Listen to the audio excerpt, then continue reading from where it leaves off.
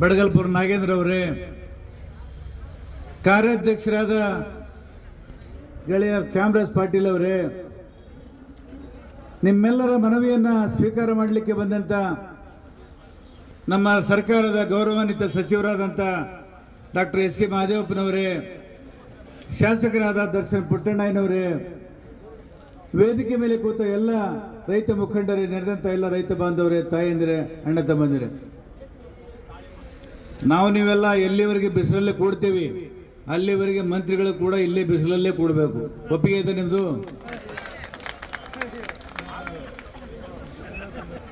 ತಾವೆಲ್ಲ ಬಂದು ಬರೀ ವೈಯಕ್ತಿಕವಾದಂಥ ಸಮಸ್ಯೆ ಇಲ್ಲ ಇಲ್ಲಿ ಬಂದದ್ದು, ಇಡೀ ನಮ್ಮ ರಾಜ್ಯದ ರೈತರ ಸಮುದಾಯದ ಸಮಸ್ಯೆ ಇದೆ. ಆ ಸಮಸ್ಯೆನ ಎತ್ಕೊಂಡು ತಾವು ಹೋರಾಟವನ್ನು ಮಾಡ್ತಾ ಇದ್ದೀರಿ.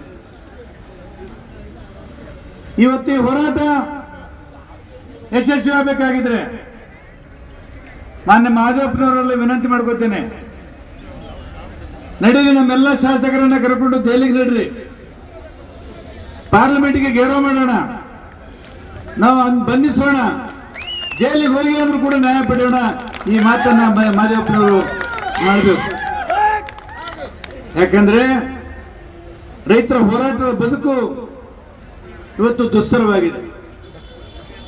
ನಾನು ಅನೇಕ ಸಂದರ್ಭದಲ್ಲಿ ಒಂದು ಮಾತನ್ನು ಹೇಳಿದ್ದೇನೆ, ಈ ದೇಶದಲ್ಲಿ ಯಾರು ಕೂಡ ರೈತರು ಆತ್ಮಹತ್ಯೆ ಮಾಡ್ಕೋತಿಲ್ಲ, ಯಾವ ಮಂತ್ರಿ ಶಾಸಕರು ಆತ್ಮಹತ್ಯೆ ಮಾಡ್ಕೋತಿಲ್ಲ, ವ್ಯಾಪಾರಸ್ಥರು ಆತ್ಮಹತ್ಯೆ ಮಾಡ್ಕೋತಿಲ್ಲ, IAS IPS ಅಧಿಕಾರಿಗಳು ಆತ್ಮಹತ್ಯೆ ಮಾಡ್ಕೋತಿಲ್ಲ.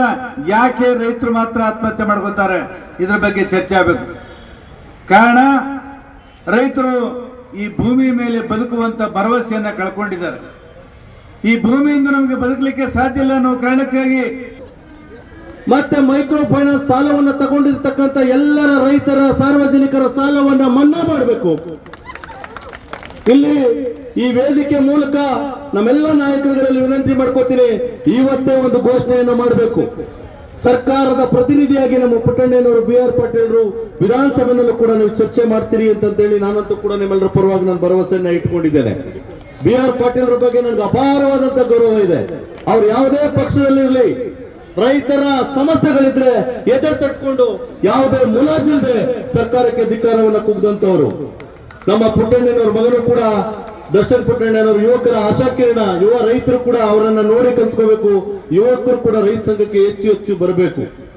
ಮೈಕ್ರೋ ಫೈನಾನ್ಸ್ ನ ಒಂದು ಮನೆಗೆ ಹೋಗಿ ಇನ್ನೊಂದು ಗಂಭೀರವಾದಂತ ವಿಚಾರವನ್ನು ಹೇಳಲಿಕ್ಕೆ ಬಯಸ್ತೇನೆ.